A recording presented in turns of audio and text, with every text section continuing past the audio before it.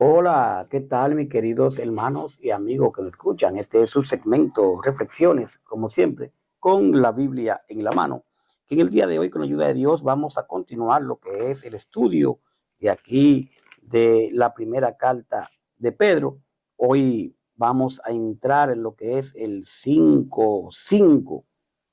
Vamos a hablar de lo que es someteo a Dios y resistir al diablo. Pedro, en esta carta, en este capítulo 5, comienza diciéndole a los ancianos, rogándole a los ancianos que apacienten la grey. Y ahora, pues se dirige igualmente a los jóvenes. A los jóvenes les dice esta palabra que vamos a escuchar en este momento. Dice primero de Pedro 5:5. Aquí, buscar en su Biblia, primera de Pedro 5:5, dice, igualmente jóvenes, están sujetos a los ancianos y todos sumisos unos a otros, revestidos de humildad, porque Dios resiste a los soberbios y da gracia a los humildes. Humillaos, pues, bajo la poderosa mano de Dios, para que Él os exalte cuando fuere tiempo, echando toda vuestra ansiedad sobre Él, porque Él tiene cuidado de vosotros. Sed sobrio y velad, porque vuestro adversario, el diablo, como león rugiente, anda alrededor buscando a quien devorar, al cual resistid firme en la fe, sabiendo que los mismos padecimientos se van cumpliendo en vuestros hermanos en todo el mundo. Mas el Dios de toda gracia, que nos llamó a su gloria eterna en Jesucristo, después que hayáis padecido un poco de tiempo, Él mismo os perfeccione, afirme, fortaleza y establezca a Él y establezca. A Él sea la gloria y el imperio por los siglos de los siglos. Amén.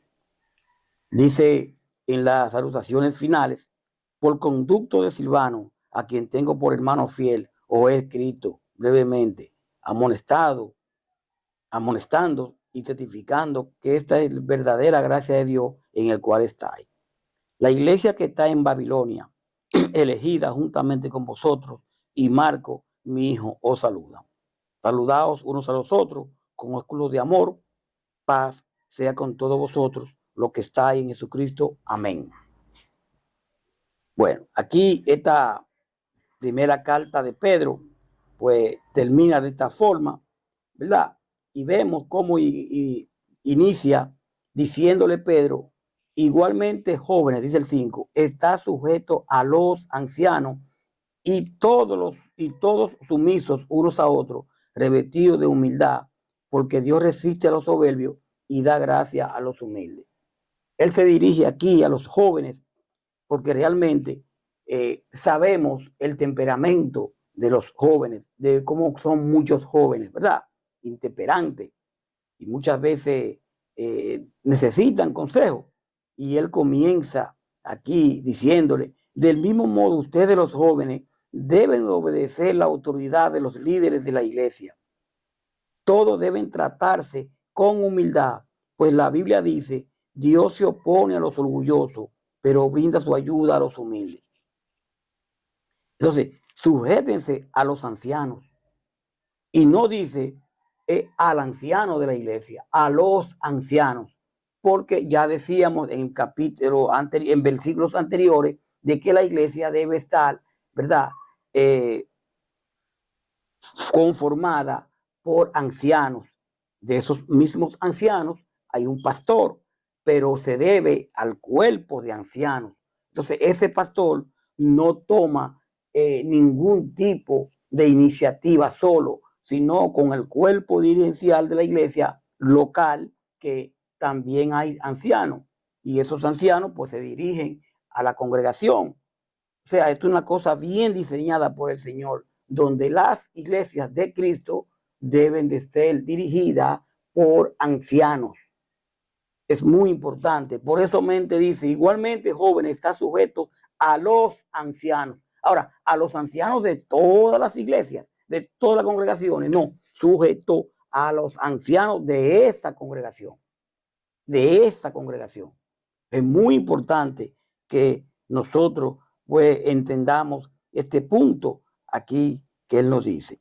Podemos ver a Santiago 4:6, a Isaías 57:15. El joven debe guardar respeto a sus mayores y tenderlos en humildad, pues hay mucho que aprender del anciano para no repetir errores. Yo realmente siempre me ha gustado reunirme con personas mayores que yo, o me gustaba, vamos a decir, sí me gusta, pero cuando era joven, cuando yo era más muchacho, porque uno aprende de esas personas. Ahora, buscando personas mayores correctas, porque hay personas mayores que no son correctas. Entonces es bueno, ¿verdad? Que los jóvenes, dice aquí, se reúnan con personas mayores para no repetir errores. En humildad se alcanza el favor de Dios y en el tiempo preciso de su plan, Él honrará al humilde de corazón. La palabra igualmente marca una transicional, dirigirse a otro grupo de creyentes. Dice el verso 6 aquí del 5, humillaos pues bajo la poderosa mano de Dios, para que Él los exalte cuando fuera tiempo. Dice que por eso sean humildes, le dice Pedro a los jóvenes, y acepten la autoridad de Dios, pues Él es poderoso cuando llegue el momento oportuno. Dios lo tratará como agente importante. Santiago 4:10. Mi querido, mi querida, si queremos agradar a Dios, mostremos nuestra humildad poniendo en práctica el sometimiento ante un fracaso. Si las cosas no funcionan como usted la planificó, anímese a buscar el plan de Dios, que es perfecto y nunca falla. Es bueno tener iniciativa para cumplir con nuestras obligaciones, pero se requiere humildad para triunfar en la vida. Reconozcamos que solo no podemos. Tenemos que buscar del Señor. Dice el 7, ¿cómo? Echando toda vuestra ansiedad sobre Él. ¿Sobre quién? Sobre Cristo, porque Él tiene cuidado de vosotros. Así que pongan, dice Pedro, sus preocupaciones en las manos de Dios, pues Él tiene el cuidado de ustedes. Salmo 37:5, Marcos 6:25, Hebreos 13:5. Dice el 8, sé sobrios y velad, porque vuestros adversarios, el diablo, como león rugiente, anda alrededor buscando a quien devorar. Realmente debemos estar atentos y listos para lo que venga. La voluntad, o no la voluntad, sino el hacer la voluntad de Dios es lo importante. Porque el diablo anda, dice, realmente buscando a quien destruir. Pero si nos despegamos de la palabra del Señor, si nos despegamos de la Biblia, ¿cómo vamos a poder contrarrestarlo? La única manera que tenemos de contrarrestar al demonio es llevándonos de lo que dice la palabra de Dios. Muchas personas dicen, reprende, pero realmente nosotros tenemos que resistir al demonio, dice la palabra, resistirlo, no reprenderlo. ¿Qué es reprender? Cuando usted llama la atención a un niño, usted lo está reprendiendo. Mire, niño, esto y aquello, usted lo está reprendiendo. Al diablo no se reprende, al diablo se resiste. ¿Y cómo se resiste? Cerca de la palabra. Podemos ver a Lucas 21:34, a Job 1:7. Dice el verso 9, el cual resistí firmes en la fe, sabiendo que los mismos padecimientos se van cumpliendo en vuestros hermanos en todo el mundo. Fíjese que él dice el 9, resistan los ataques del diablo, confíen siempre en Dios y nunca duden de él, ya que saben que todo el mundo, otros seguidores de Cristo, están sufriendo como ustedes. O sea, debemos de resistirlo, como yo decía. Hay hasta ministerio de reprender, cuando la palabra claramente en Santiago 4 dice que nosotros debemos de resistir y él huirá. Entonces, Pedro dice, resista los ataques del diablo, confíen siempre en Dios. No importa los problemas que vengan, confíen siempre en Dios y nunca duden de Él. ¿De quién no podemos dudar? De Dios. Ya saben que en todo el mundo seguidores de Cristo están sufriendo como ustedes. Y aquí explico. A veces no cogemos los problemas que estamos pasando para nosotros, pero no sabemos que hay otras personas, otros cristianos sufriendo del mismo modo o peor que nosotros. Y la Biblia dice claramente que en todo el mundo otros seguidores de Cristo están sufriendo igual. O sea, estos problemas no son solamente de nosotros, de un solo. Cuando usted está pasando por un problema, hay otro cristiano también sufriendo por otro lado. Santiago 4:7, Colosenses 2:5, Hechos 14:22. Mire, resistir es aguantar. Entonces, resistir un imperativo que insta a oponerse a las maniobras del adversario a causa de la agresiva hostilidad del diablo. Los cristianos deben estar espiritualmente alerta, no solo para resistir sus ataques empleando la armadura que se describe en Efesios 6:10-18, sino librando una batalla espiritual contra él por medio de la oración y sometimiento de la palabra. Y aquí paso a explicar. Cuando habla de resistir la Biblia, es un imperativo que insta a oponerse a las maniobras del adversario. Cuando hablo de un imperativo, lo que quiero decir es resistir es un mandato, o sea, resistan. Dice el Señor, resistan, que insta a oponerse a las maniobras del adversario. Hay cosas que yo no puedo hacer, que no debo de hacer, y entonces yo tengo que resistir esas tentaciones, ¿verdad? Porque tengo un mandato, un imperativo que insta a oponerse a la maniobra del adversario. Entonces, dice el verso 10, mas el Dios de toda gracia, que nos llamó a su gloria eterna en Jesucristo, después que hayáis padecido un poco de tiempo, Él mismo os perfeccione, afirme, fortalezca y establezca. O sea, claramente, pero después que ustedes, dice Pedro, hayan sufrido por un poco de tiempo, Dios hará que todo vuelva a estar bien y que ustedes nunca dejen de confiar en Él. Les dará fuerza para que no se desanimen y hará que siempre estén seguros de lo que creen. Recuerden que Dios nos ha elegido por medio de Jesucristo para que formemos parte de su maravilloso reino. Hebreos 13:21, segunda de Tesalonicenses 2:17. O sea,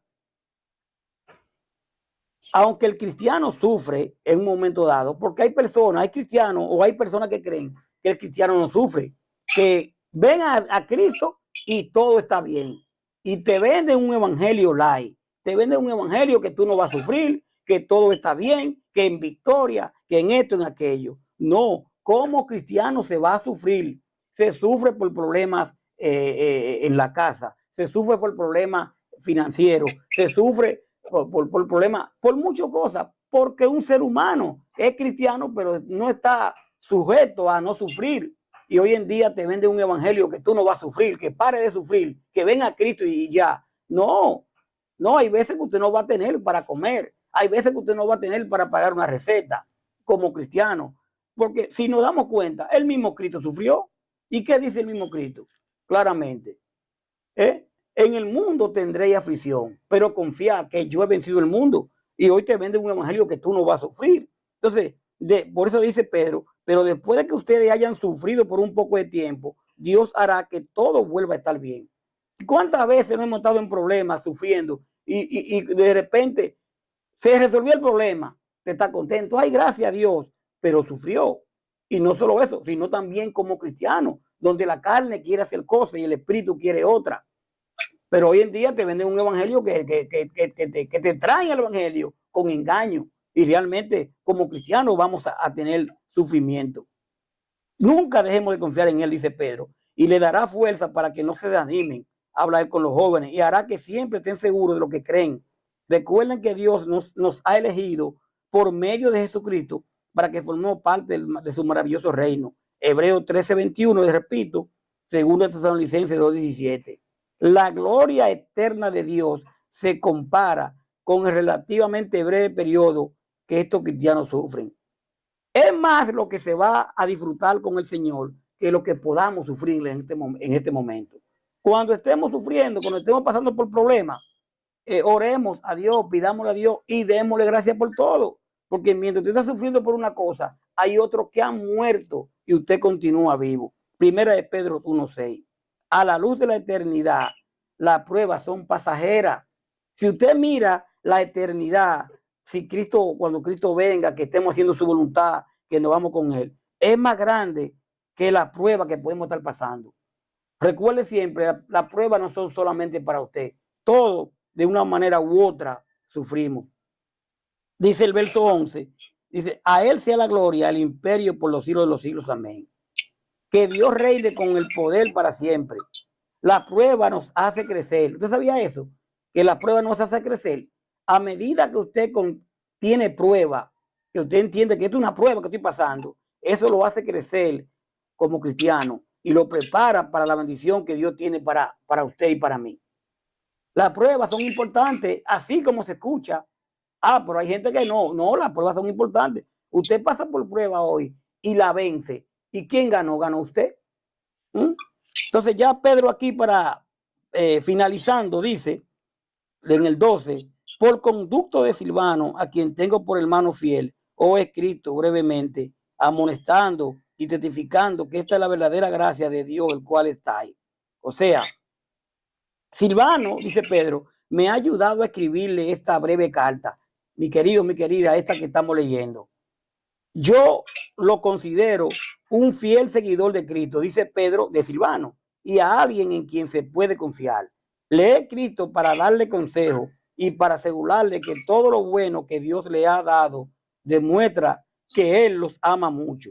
Nunca duden del amor de Dios, dice Pedro aquí en esta carta. Nunca duden del amor de Dios.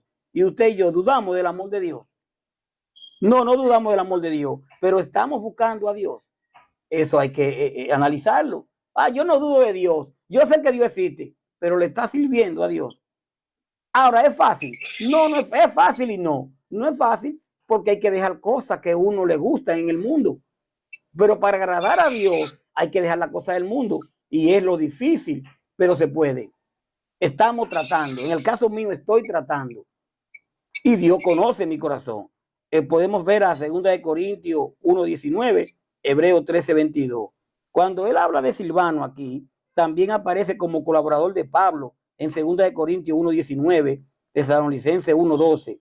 Es probablemente el Sila que hemos escuchado. Silvano es Sila. Recordamos que estaba con Pablo preso. Entonces, Sila, forma griega que acompañó a Pablo en su segundo viaje misionero. Silvano parece haber tenido una participación importante en la redacción de esta carta. Dice el verso 13, la iglesia que está en Babilonia, elegida juntamente con vosotros y Marcos, mi hijo, os saludan. Los seguidores de Cristo que están en la ciudad de Roma les mandan saludos. Ellos, igual que ustedes, forman parte del pueblo que Dios ha elegido. También les manda saludos Marcos, a quien quiero como a un hijo. Hechos 12:12. Mi querido, mi querida, la mayoría de los especialistas piensan que Babilonia constituye una referencia simbólica a la Roma imperial, con la cual la tradición temprana de la iglesia asocia a Pedro y a Juan y a Marcos. Menos probable es que se refiere a una congregación hermana localizada en Babilonia. Marcos se debe haber convertido por medio del ministerio de Pedro en Jerusalén. Hechos 12:16. Ya terminando, o para terminar, dice el 14, saludaos unos a los otros con ósculo de amor, paz sea con todos vosotros los que estáis en Jesucristo. O sea, salúdense unos a los otros con un beso. Cuando habla de ósculo, es un beso de hermano. Le pido a Dios que le dé paz a todos ustedes, los que pertenecen a Cristo. Romanos 16:16, Efesios 6:23.